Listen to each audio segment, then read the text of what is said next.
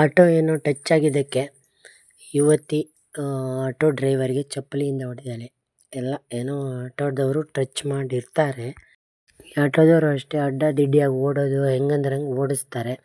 ಆದರೆ ಇವಳಿಗೆ ಟಚ್ ಆಗಿದೆಯೋ ಇಲ್ವೋ ಗೊತ್ತಿಲ್ಲ ಅದು. ಆದರೆ ಇವಳು ಬಾಯಲ್ಲೇ ಹೇಳ್ಬೋದಾಗಿತ್ತು, ಏನಾದರೂ ಟಚ್ ಆದರೆ ಯಾಕೆ ಆ ಥರ ಓಡಿಸ್ತಾ ಇದ್ದೀರಾ ಅಂತ ಬೈಬೋದಾಗಿತ್ತು. ಇಲ್ಲ ಆಟೋದ ನಂಬರ್ ತಗೊಂಡೋಗಿ ಪೊಲೀಸ್ ಸ್ಟೇಷನಿಗೆ ಕೊಡ್ಬೋದಾಗಿತ್ತು. ಅದು ಬಿಟ್ಟು ಹೊಡೆದಿದ್ದು ತುಂಬ ತಪ್ಪು. ಆ ಥರ ಹೊಡಿಬಾರ್ದು. ಇಲ್ಲಿ ಕರ್ನಾಟಕದಲ್ಲಿ ತುಂಬ ಜನ ಹೊರಗಡೆಯಿಂದ ಬಂದವ್ರದ್ದು ಇದು ರೋಪ್ ಜಾಸ್ತಿ ಆಗ್ತಾಯಿದೆ. ಏನು ಕನ್ನಡದವರು ಸ್ವಲ್ಪ ಪಾಪ ಒಳ್ಳೆಯವರಿದ್ದಾರೆ ಅಂತ, ಏನೋ ಹೊರಗಡೆಯಿಂದ ಬಂದಿದ್ದಾರೆ ಅಂತ ಸುಮ್ಮನಾಗ್ತಾರಂತ ಜಾಸ್ತಿ ರೋಪ್ ಹಾಕ್ತಾರೆ. ಈ ನಾರ್ತ್ ಇಂಡಿಯನ್ ಸ್ವಲ್ಪ ಹುಡುಗಿಯರಂತೂ ಸರಿಯೇ ಇಲ್ಲ, ಅವರ ಡ್ರೆಸ್ಗಳು. ನಮ್ಮ ಚಾನಲ್ ಸಬ್ಸ್ಕ್ರೈಬ್ ದಿಸ್ ಚಾನಲ್.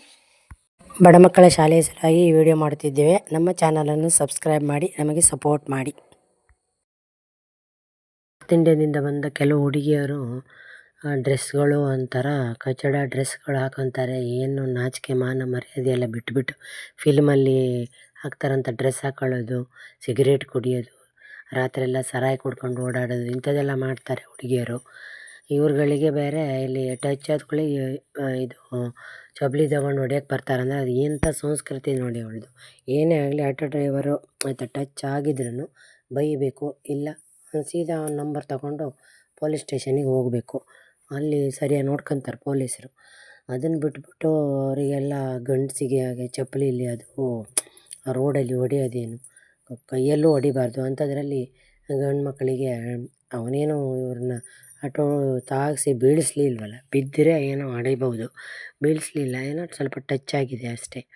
ಏನು ಫ್ರಸ್ಟ್ರೇಷನಲ್ಲಿ ಇದ್ಲ ಅವಳು, ಏನು ಕುಡ್ಕೊಂಬಂದಿಲ್ಲ ಏನೋ. ನಾರ್ತ್ ಇಂಡಿಯನ್ಸರಲ್ಲಿ ಸ್ವಲ್ಪ ಜನ ಹುಡುಗಿಯರು ಕುಡ್ಕೊಂಡೇ ಓಡಾಡ್ತಿರ್ತಾರೆ ರಾತ್ರಿ ಹಗಲಿಗೆ ಎಲ್ಲ.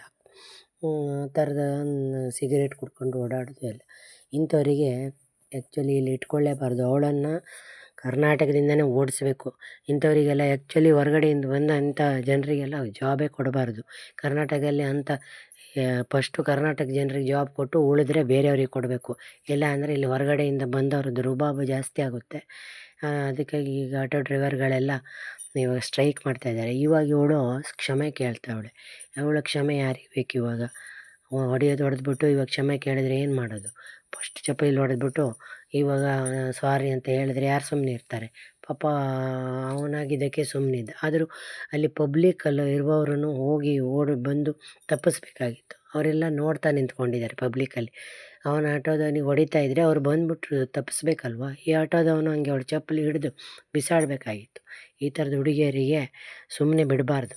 ಜೈಲಿಗೆ ಆಗಬೇಕು, ಆಮೇಲೆ ಇಲ್ಲಿಂದ ಶಿಫ್ಟ್ ಮಾಡಬೇಕು ಬಿಹಾರ್ ಜೈಲಿಗೆ ಅಷ್ಟೇ.